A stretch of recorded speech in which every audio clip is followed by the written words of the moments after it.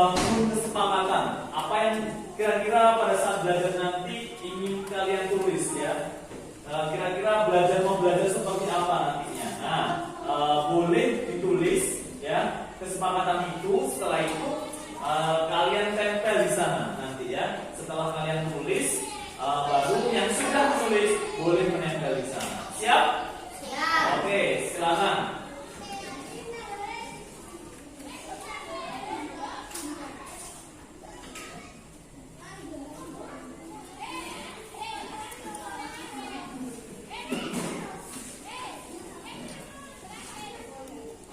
Sudah? Yang sudah boleh langsung ditempel di depan kesepakatan itu ya. Oke, silakan. Sudah.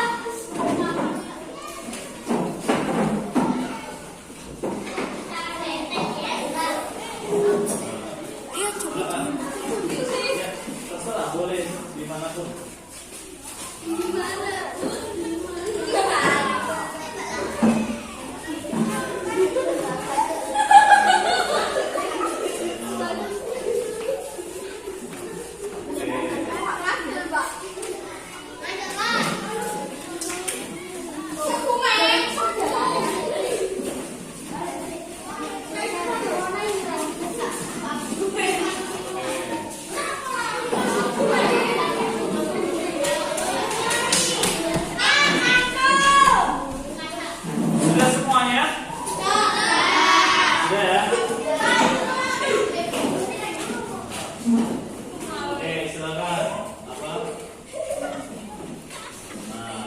Bajunya dimasukkan terlebih dahulu.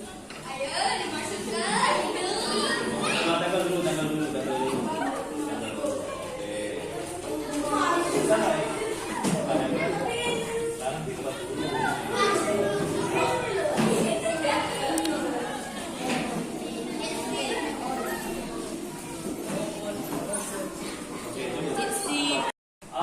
Luar biasa, hari ini kita sudah membangun kesepakatan nanti dalam belajar ke depan nanti ya. Di sini ada tidak boleh menyontek pada waktu pelajaran ya. Berarti tidak boleh menyontek nantinya ya. Oke.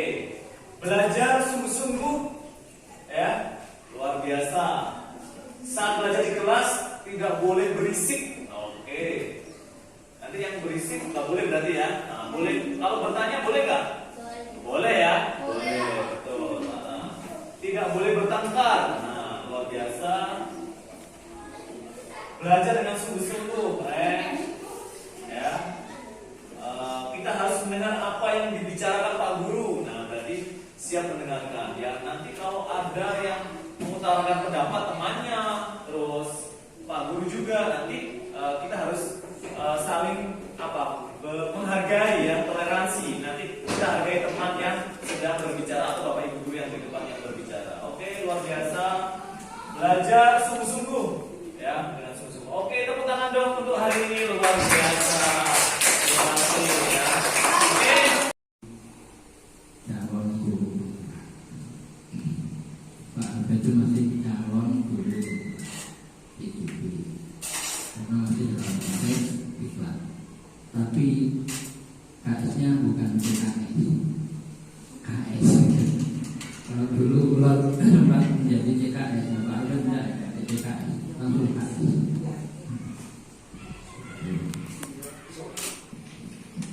Yang menunjuk satu tema itu ini harus saya sampaikan kepada Ibu bahwa di sekolah-sekolah saat ini tanpa apapun, tanpa persen amplop pun, bahkan yang lulusan tidak tahu bahwa yang akan menjadi sekolah-sekolah. Mudah-mudahan ke depan seperti itu lebih mudah, lebih selektif sehingga khususnya dan punya kepala sekolah yang betul-betul profesional, bisa dipercaya.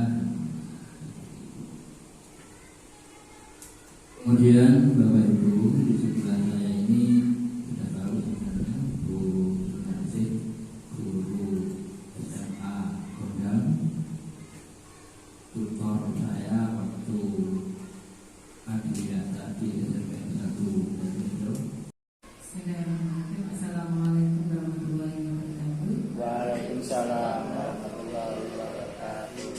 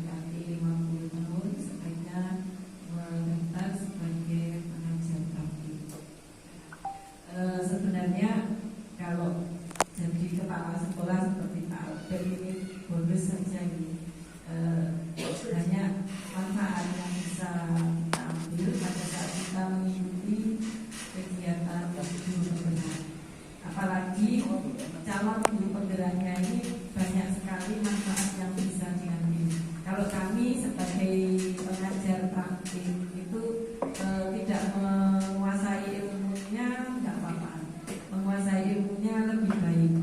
Tapi kalau calon guru penggerak ini sudah pasti menguasai ilmu yang diajarkan atau yang dipelajari pada saat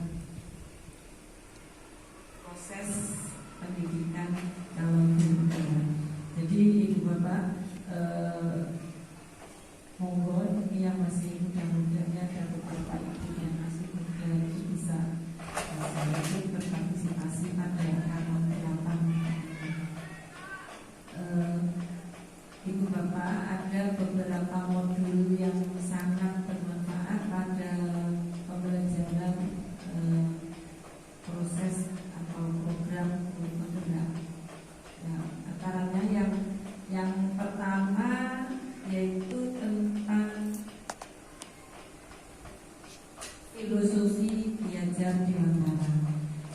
Kalau ibu bapak ini mempelajari filosofi belajar di Mataram, maka ibu bapak ini akan bisa melayani anak-anak didik atau murid ibu bapak ini dengan lebih maksimal lagi. Kemudian didukung dengan yang tentang budaya positif. Banyak di antara kita, bahkan saya sendiri dan banyak di antara CGP itu yang merasakan bahwa setelah mempelajari budaya positif dan program guru penggerak itu baru kita sebenarnya apa sih yang harus dilaksanakan oleh seorang guru kepada murid-muridnya. Jadi ibu bapak akan bisa imbas dari apa yang sudah dipelajari oleh Pak Arifin tentang budaya positif. Sementara ini kita menyangka bahwa kita sudah melakukan kegiatan yang positif untuk anak-anak, untuk murid-murid kita. Tapi ternyata kegiatan yang kita lakukan ini tidak sesuai atau kurang sesuai dengan budaya positif yang seharusnya. Jadi monggo bisa diikuti apa yang disampaikan Pak Arifin. Syukur-syukur ibu bapak ini bisa mengaplikasikan lebih lanjut terkait dengan kegiatan pembelajaran yang ibu bapak lakukan di keseharian dalam mendampingi murid-murid di kelas. Itu saja yang bisa saya sampaikan. Mohon maaf jika banyak kekurangan dari yang saya sampaikan. Berikutnya monggo kita ikuti supaya yang akan disampaikan oleh Pak Arifin. Jadi wassalamualaikum warahmatullahi wabarakatuh. Waalaikumsalam warahmatullahi.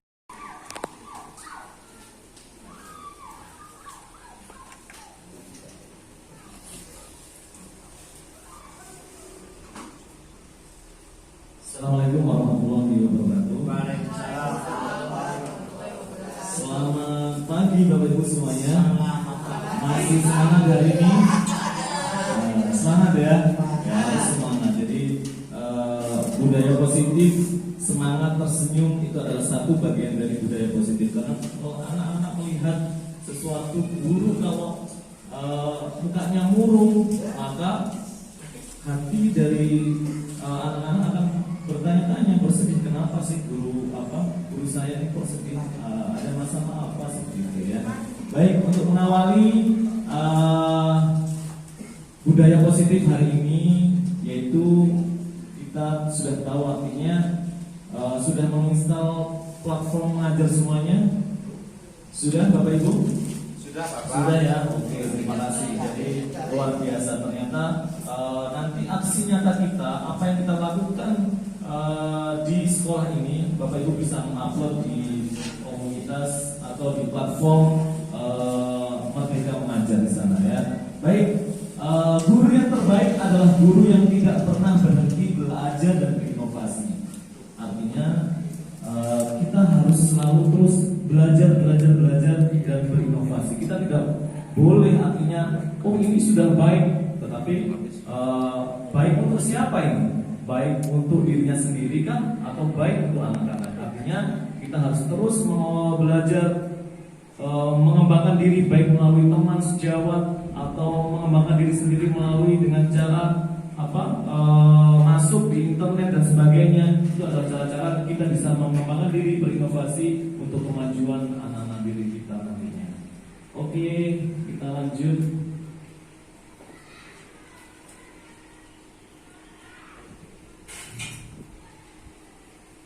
Nah, ini adalah Ki Hajar Dewantara mengumpamakan sekolah sebagai sebuah ladang tempat persemaian bibit agar bibit bisa berkembang secara maksimal, maka petani dapat memperbaiki kondisi tanah, memelihara bibit tanaman, memberi pupuk dan air, membasmi ulat-ulat atau jamur-jamur yang mengganggu hidupnya bibit tanaman dan lain sebagainya. Artinya apa? Sekolah ini ibarat tanah tempat bercocok tanam, Bapak Ibu. Ya, kalau tempat bercocok tanam maka kita olah tanaman tempat itu kita olah bagaimana? Begitu juga kita pada saat di sekolah kita memberikan pemenuhan anak ya. Ini kira-kira sudah Pak. Oh, terima kasih ya.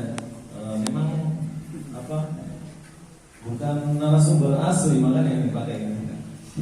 Baik, yang diharapkan anak-anak adalah mencapai anak-anak memiliki sesuatu karakter yang baik. Yang diharapkan anak-anak memiliki nanti tujuan kita adalah anak-anak menjadi pelajar profil Pancasila seperti itu ya. Profil pelajar Pancasila. Ada yang tahu Bapak Ibu? Profil pelajar Pancasila ada berapa? Lupa. Ini biasanya saya nyanyikan dengan anak-anak ya. Ayo anak-anak, misalnya ini 1, 2, 3. Pelajar Pancasila beriman dan bertakwa pada Tuhan yang Esa dan berakhlak mulia, berkebinekaan global, gotong royong mandiri, kreatif dan bernalar kritis. Nah, soal itu. Ya ada berapa jadinya? Iya. Oh ya, oke, nyanyi ya bersama-sama ya. Biar Tuhan yang Esa dan berakhlak mulia, berkebinekaan global, gotong royong mandiri, kreatif dan bernalar kritis. Nah, luar biasa. Terima kasih Bapak Ibu. Jadi itu adalah harapan pendidikan pada saat ini ya. Jadi kita harapkan anak-anak bisa mencapai menjadi seorang profil pelajar Pancasila seperti itu. Oke, next.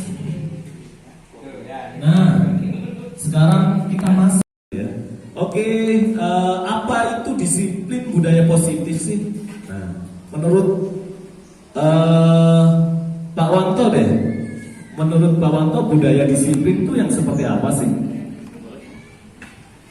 Terima kasih. Jadi ini sesuai dengan apa yang menurut saya ya Bapak ya. Di sini saya sebagai guru yang baru juga, menurut saya sih sepemahaman saya itu disiplin budaya positif adalah suatu kegiatan di mana di sekolah itu yang sudah baik. Artinya kegiatan itu yang ada misalkan disiplin positif pada kelas. Jadi di kelas itu sudah ada kegiatan yang baik-baik. Jadi disiplin positif artinya kegiatan yang sudah ini Pak, sudah baik menurut saya. Jadi kalau misalkan ada ini mau dikembangkan lagi itu bisa. Jadi menurut saya itu saja lah Pak. Terima kasih. Terima kasih Pak Wanto, luar biasa Pak Wanto memang ya. Jadi disiplin positif kata Pak Wanto adalah kegiatan yang sudah baik dan membaca seperti ini ya. Jadi ini adalah salah satu gambar atau foto yang menunjukkan bahwa kegiatan tersebut adalah salah satu budaya positif ya. Bapak Ibu, saya yakin semuanya sudah melakukan hal seperti ini. Oke. Kembali. Oh bawah ya. Ya. Oke, jadi disiplin positif itu adalah sebuah praktik pendidikan yang dirasakan memberi efek positif bagi anak-anak. Yang dengan menerapkan disiplin positif di sekolah, di rumah maupun tempat lain, diharapkan anak mampu mengembangkan perilaku positif yang bertahan untuk jangka panjang, mengembangkan kemampuan untuk mengelola diri dan tahan terhadap godaan atau kesulitan, dan yang ketiga adalah mengembangkan motivasi internal pembiasaan sejak dini. Jadi seperti itu. Jadi praktik pendidikan yang di situ kegiatan teruskan orang tua. Jadi kegiatan yang memberikan efek positif, maka ini adalah sesuatu budaya positif. Oke.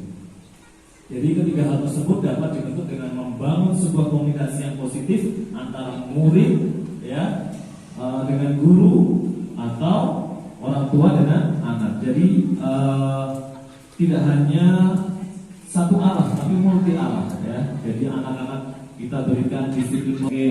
Nah, sekarang, ini apa sih perbedaan disiplin dengan hukuman itu? Boleh kira-kira Buta lagi deh. Nah, Buta kira-kira. Terima kasih kesempatan yang diberikan kepada saya.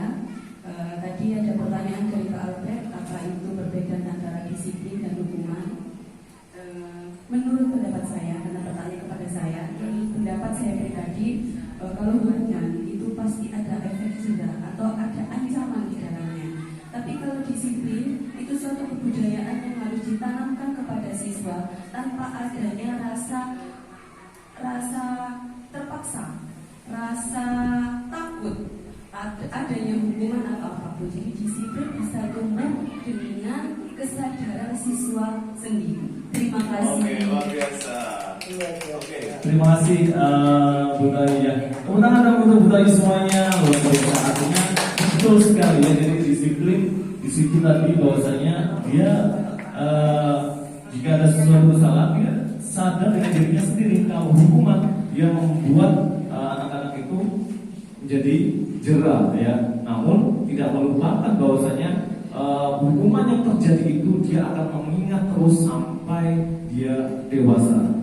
Pasti Bapak Ibu pernah merasakan bagaimana dihukum waktu masih kecil atau masih usia sekolah. Masih ingat Bapak Ibu pernah dihukum? Ya, waktu itu saya ini Pak Sutris ya, Pak Sutris. Ya. Oke. Ini sangat membekas. Waktu itu saya nggak jawab PR atau gimana Pak ya. Terus karena saya itu kan kecil, ya itu saya di ini di atas itu lemari gitu. Iya, jadi enggak Pak ya dijunjung lah, diangkat sama guru saya. Iya Bu. Jadi itu sangat tapi saya nggak marah atau nangis tidak Bu, lucu malah anak-anak itu juga teman-teman itu malah jadi ada hiburan dan kita nggak sakit hati atau bagaimana karena itu memang saya salah gitu loh Pak. Kalau sekarang zaman sekarang kan sudah beda. Terima kasih. Terima kasih, luar biasa. Tentang dong untuk Bu Santi ya. Atau telat atau seperti apa, terus disuruh berdiri diangkat satu kaki, ya. Nah ada yang dia dihukum tapi sepertinya nggak jerah dia, tambah main bersiul-siul ini yang satunya, ya. Nah ini adalah karakter anak dan artinya kita menumbuhkan disiplin positif ini adalah memberikan kepada anak bahwasanya apa yang mereka lakukan itu adalah jika sesuatu itu salah maka dia bisa menyadarinya sehingga apa yang kedepannya apa yang dia lakukan akan menjadi sesuatu yang tidak akan diulangi lagi seperti itu. Nah, oke, nah ini kita ya banyak orang tua dan guru keliru terhadap pengertian disiplin dan hukuman. Tadi yang disampaikan Bu Tayi betul sekali ya. Jadi disiplin merupakan tindakan untuk memperbaiki kesalahan yang anak perbuat tanpa membuat merasa malu. Ya, kuncinya di sana. Yang bertujuan mengembangkan karakternya menjadi sebuah pembiasaan yang baik dalam jangka waktu lama. Ya. Jadi selama ini disiplin kita ibaratkan adalah sesuatu tata tertib yang harus dilakukan seperti itu. Itu bagian cuman di sana adalah intinya bagaimana ya memperbaiki kesalahan yang anak perbuat tanpa membuatnya merasa malu ya. Nah, di situ yang hukuman merupakan tindakan yang hanya fokus pada kesalahan sehingga anak merasa malu akan membuat anak mengingat selamanya bagaimana ia dipermalukan. Begini loh, ya anak Kalau misalkan saya sendiri diberi sanksi atau diberi hukuman, kemudian di hadapan teman-teman atau di hadapan anak-anak, mungkin insya Allah saya juga merasakan betapa malunya, dan saya mungkin akan sadar dengan kesalahan. Terima kasih Pak. Oke. Pak, terima kasih Bapak, luar biasa sekali. Oh ya, silakan Pak Wanto. Terima kasih.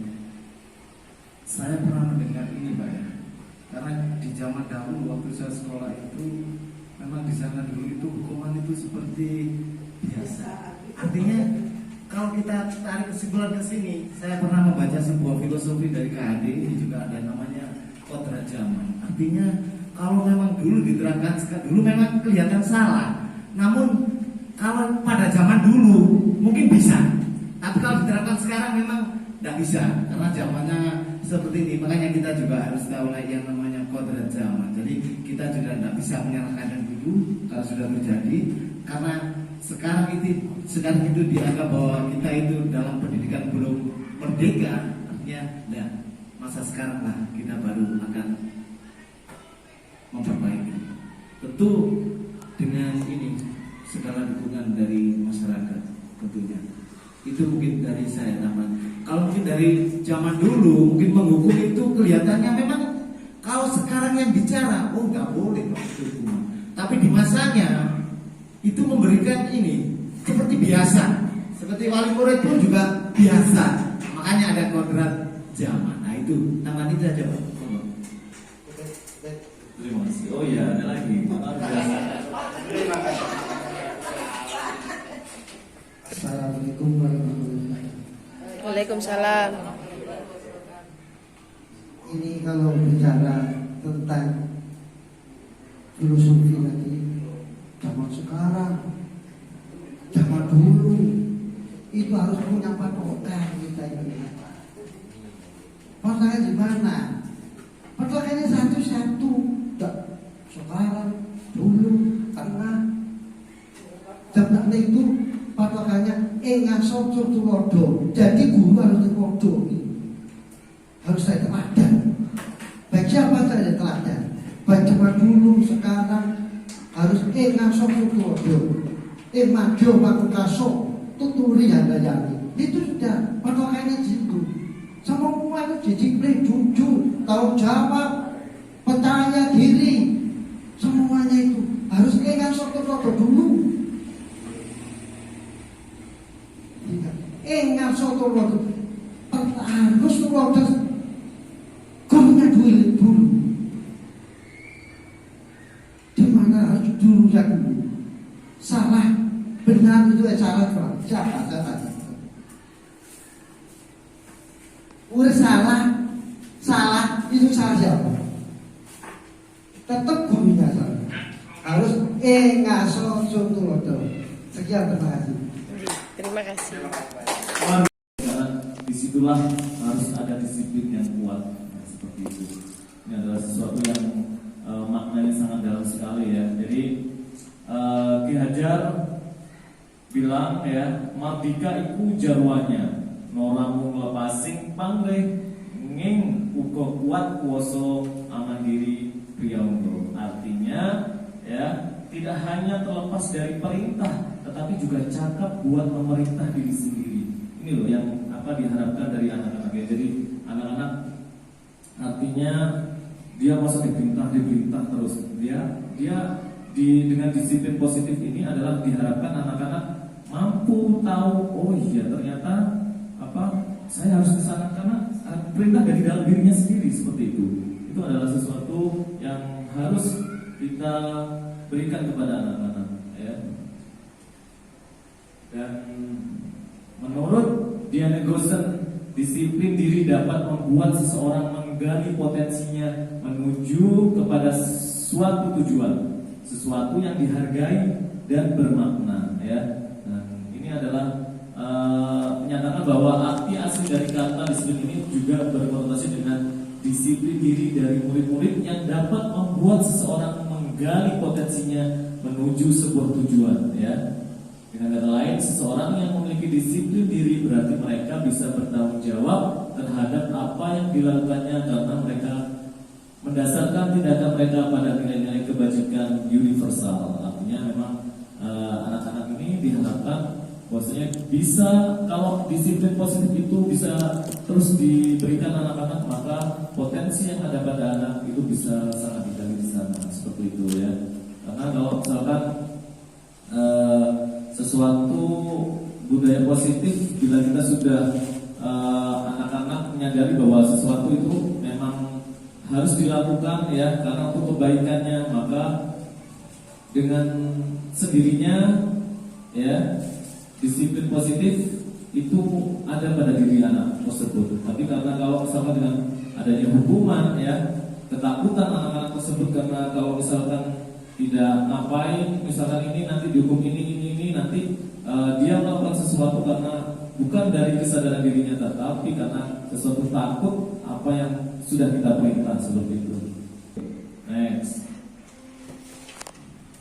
Nah, ini adalah 3 level motivasi, ya. 3 level motivasi. Yang pertama adalah menghindari rasa sakit atau hukuman, mendapatkan penghargaan dan penghormatan dari orang lain, menghargai dirinya sendiri. Ini adalah level motivasi, ya.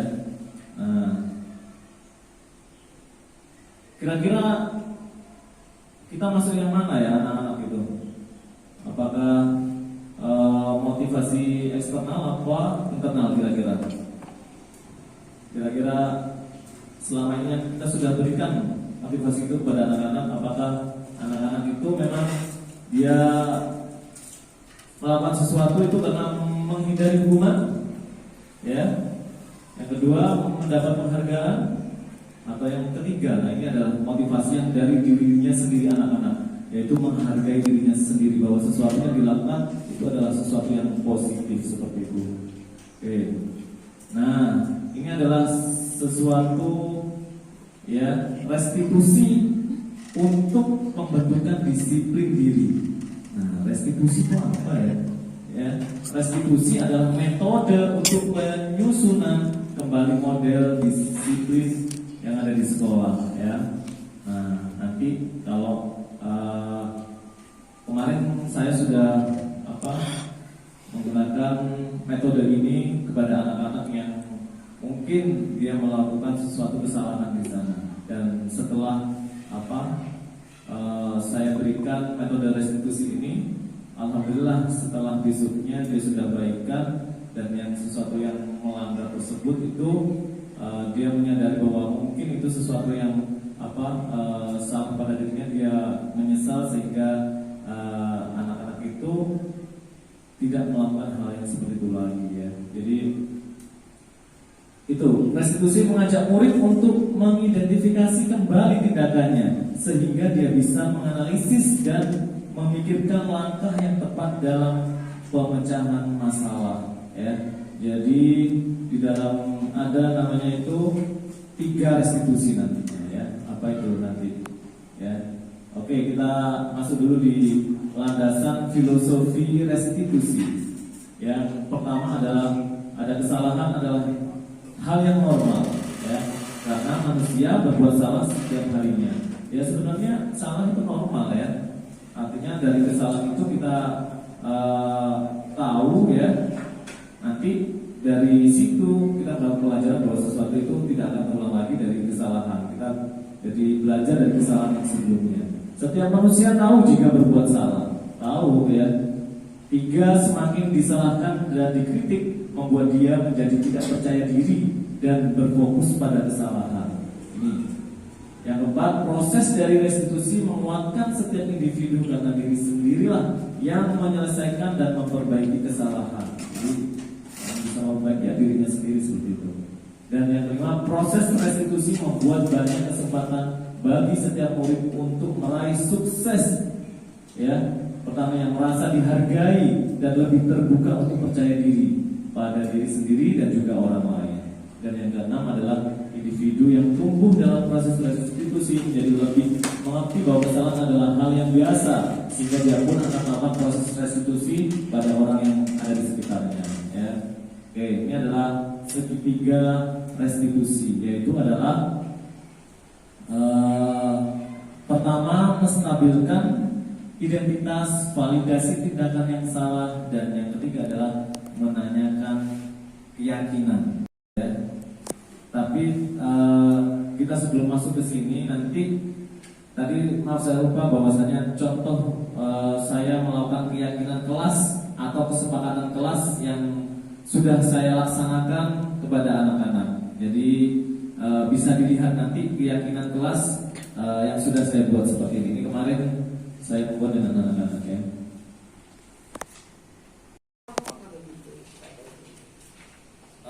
Baik, kita bisa lihat jika kita belum buat kesepakatan kelas ya, maka kita membuat kesepakatan kelas atau keyakinan kelas yang ada pada kelas kita masing-masing ya. Ini kemarin saya membuat seperti ini Bapak Ibu.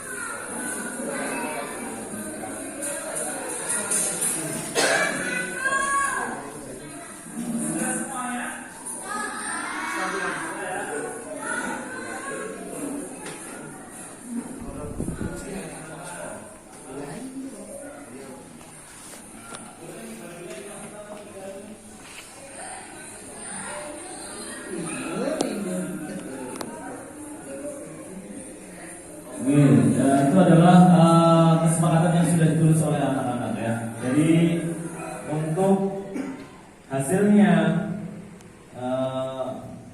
ternyata anak-anak menuliskan seperti ini.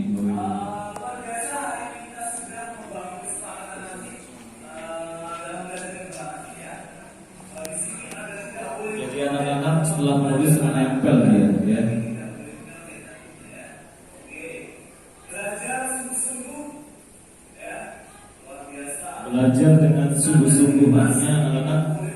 itu adalah kesepakatan. Kalau misalkan ada yang tidak sungguh-sungguh, maka kita tanyakan kembali nanti keyakinan kelas itu.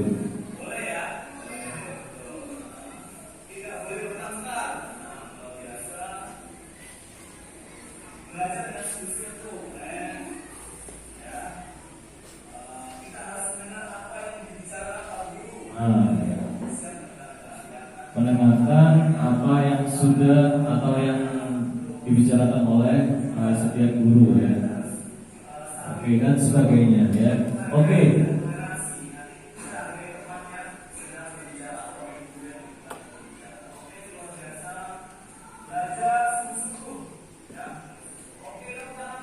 Oke, terima kasih ya. Jika anak-anak mengalami kesalahan ya, terus kita hukum atau kita jatuhkan, maka anak-anak itu akan semakin down ya. Jadi kita stabilkan dulu identitas anak tersebut. Mengapa sih? Jadi anak-anak melakukan kesalahan itu sesuai apa yang tadi kita jelaskan sebelumnya ya. Jadi filosofi atau landasan kita sadarkan, artinya anak-anak melakukan kesalahan itu sesuatu hal yang memang wajar ya, sesuatu hal wajar. Artinya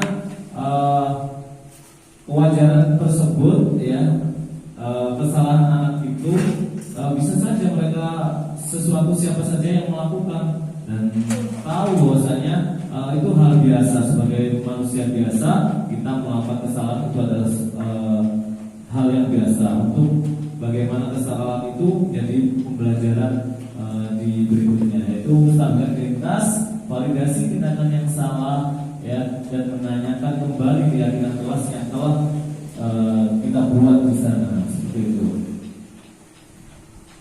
Ya, ini adalah 4 ilusi kontrol guru Bapak Ibu. Jadi oh iya, maaf lupa saya. Guru dapat mengontrol murid. Ya, itu ilusi sebenarnya Bapak Ibu. Kita bisa mengontrol anak-anak. Tidak, itu hanya sesuatu ilusi kita, ya. Dan kenyataannya, yaitu diskusi positif, murid mempunyai hak memilih. Ya. Kenapa? Bukan dari kesadaran yang bisa mengontrol adalah anak tersebut sendiri, ya. Mungkin pada saat itu kita tahu kita bisa mengontrol. Kita keluar sebentar, anak-anak ngapain? Nah, jadi yang bisa mengontrol dirinya adalah ya dirinya sendiri, seperti itu. Kita ini tidak bisa mengontrol anak-anak ya. Artinya kita hanya memberikan suatu motivasi yang baik kepada anak-anak, ya, memberi tauladan dari bahwasanya Pak Lili untuk bagaimana Ingnaso Sukulodo di depan ini kita harus memberi contoh yang baik. Dan dari motivasi itu anak-anak tahu ya, dia sadar bahwasanya sesuatu apa yang harus dilakukan adalah hal baik apa yang harus dia lakukan, seperti itu. Oke, yang kedua, semua bujukan ya, penguatan positif ya, efektif dan bermanfaat. Jadi bujukan menurut kita itu apa? Ini efektif ya. Ojo misalkan apa? Harus diam, kalau nggak diam nanti itu loh dimarahi Pak Lili misalkan. Nah, sesuatu bujukan katakanlah ya. Tetapi itu adalah suatu ilusi ya. Dan kenyataannya bujukan adalah salah satu bentuk kontrol ya. Murid mempunyai hak untuk menolak bujukan kita ya.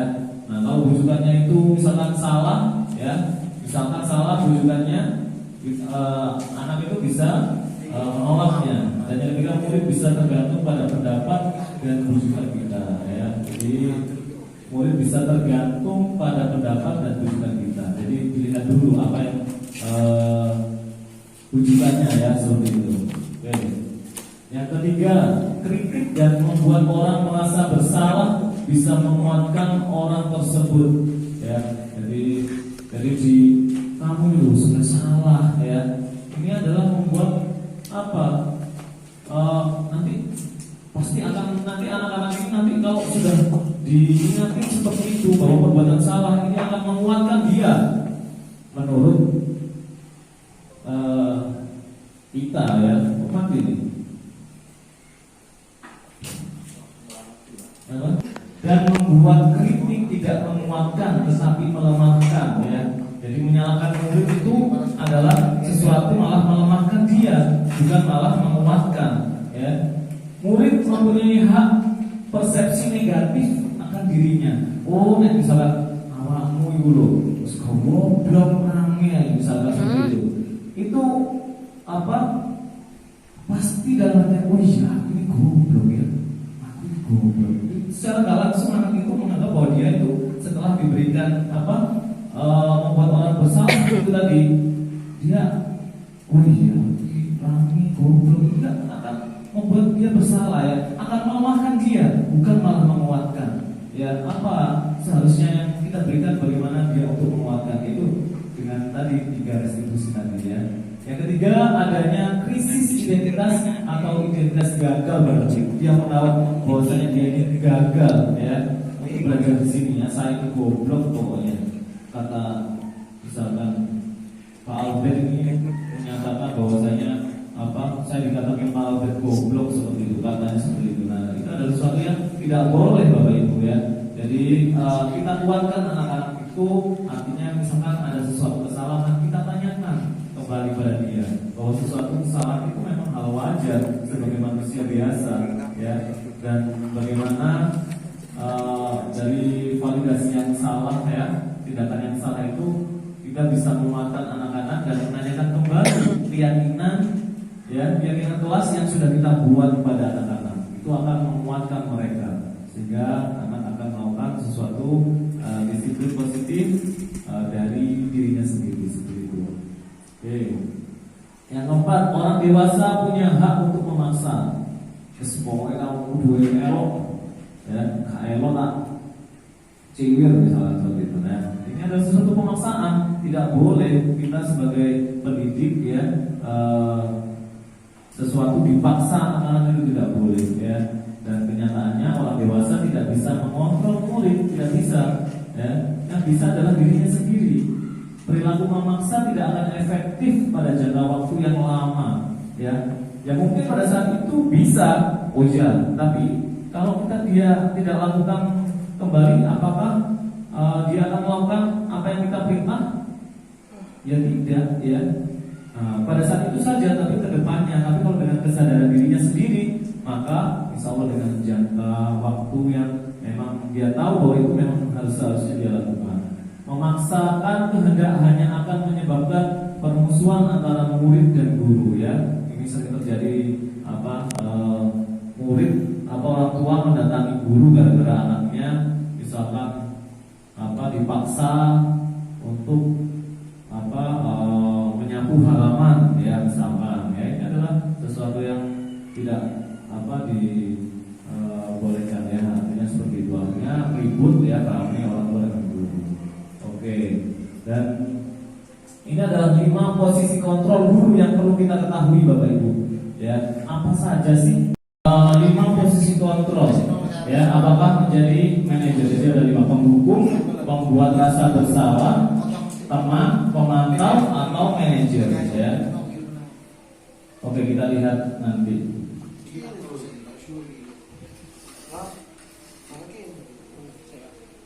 Oke, yaitu ini ada 5 posisi kontrol Bapak Ibu. Kelihatan ya. Jadi kurang besar. Kita besarkan ya.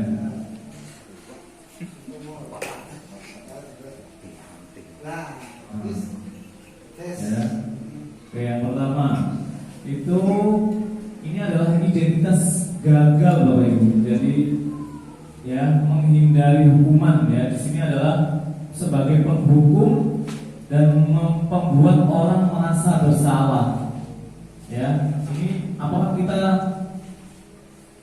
di posisi ini Bapak Ibu? Saya yakin tidak ya. Jadi di sini ya, menghardik, penghukum itu menghardik, menunjuk-nunjuk, menyakiti, menyindir ya. Kamu itu loh, jadi anak kok dablek ya misalnya begitu ya. Kalau kamu tidak melakukannya, awas ya, rasakan nanti. Kamu cewek, kalau cewek nanti misalnya seperti itu, tidak boleh ya. Hasilnya merontak ya, jelas menyalahkan orang lain ya, berbohong. Artinya jika hal hukuman itu terjadi maka dia akan berbohong anak itu, artinya jadinya nanti ya, karena takut dihukum ya, artinya dia berbohong. Ini pasti dilakukan oleh anak-anak. Kenapa anak-anak itu suka berbohong? Karena ya kita sering menghukum dia. Nah, karena takut hukuman akhirnya dia berbohong ya. Murid meletakkan guru di luar ya dunia berkualitas ya. Nah, ini terus murid berkata, biarkan saja, nanti juga marah-marah lagi ya. Menganggap bahwa guru itu suka marah-marah ya. Dan dampak pada murid dia akan melakukan kembali ya. Kalau nggak ada guru tersebut tak lakukan mana ya. Nah, ini adalah sesuatu yang tidak boleh ya. Dan identitas gagal lagi itu pertama berceramah ya, dan mengatakan seharusnya misalkan seperti ini, seharusnya itu kamu jadi anak yang pintar ya, tapi kok kamu ini nggak bisa sih. Bapak merasa kecewa atas apa yang sudah Bapak berikan selama ini. Bapak sudah ngoyo belajar tapi kamu nggak mendengarkan, kamu nggak bisa. Gimana sih? Nah, ini akan anak-anak membuat merasa bersalah. Guru sudah ini memberikan, tapi dia jadi anak ini merasa bersalah, Bapak Ibu ya. Nah, terus seharusnya kamu sudah tahu ibu lelah sekali mengatakannya, ibu stres ya. Nah, ini tidak boleh dilakukan ya.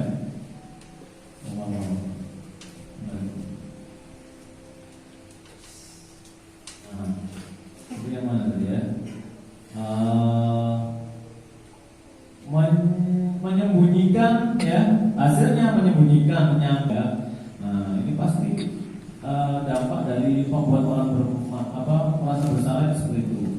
Kaitannya dengan dunia berkualitas, yaitu murid meletakkan guru di dalam dunia berkualitas ya. Murid berkata, maafkan saya. Jadi dampak pada murid merasa rendah diri akhirnya ya, merasa dirinya ini sesuatu yang mungkin tidak berguna, tidak bisa apa-apa, akibat dari salah satu ya dia di posisi kontrol membuat orang merasa bersalah. Saya kira di SD ini tidak ada yang masuk di penghukum dan membuat orang merasa bersalah ya. Dan yang ini ada identitas berhasil Bapak Ibu atau sukses, yaitu mengharapkan imbalan atau ketergantungan pada orang lain di sini ya, yaitu teman pemantau. Jadi teman dan pemantau. Nah, teman membuatkan alasan-alasan untuk muridnya ya. Nah, ayolah lakukan demi ibu. Masa kamu tidak mau? Ingat, tidak ya, Bapak pernah bantu ini misalnya seperti itu ya. Ketergantungan.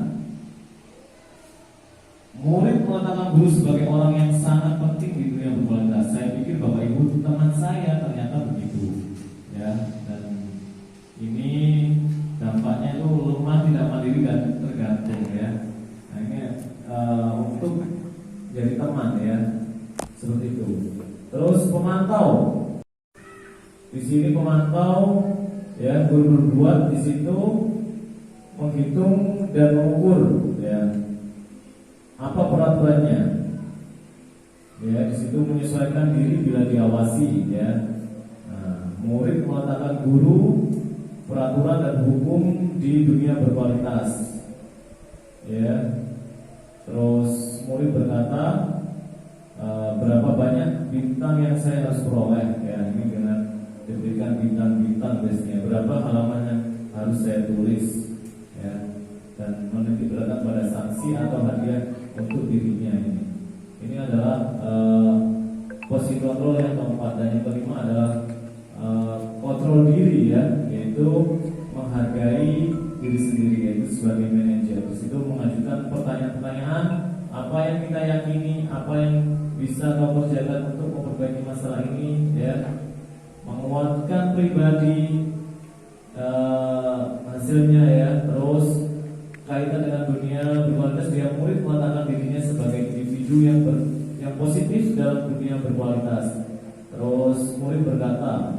bagaimana caranya saya bisa memperbaiki keadaan. Jadi dampaknya mengevaluasi diri, bagaimana cara memperbaiki diri. Ini adalah sebagai posisi di manajer ya. Mudah-mudahan kita berada di posisi yang seperti ini. Oke, keyakinan kelas ya. Nah, ini adalah keyakinan kelas. Itu adalah nilai-nilai kebajikan atau prinsip-prinsip universal yang disepakati bersama secara universal ya, lepas dari latar belakang suku, negara, bangsa maupun agama ya. Jadi disepakati bersama dengan nilai-nilai kebaikan atau kebajikan yang sudah tadi kita putar keyakinan kelas yang contohnya adalah yang pernah saya buat seperti itu tadi ya.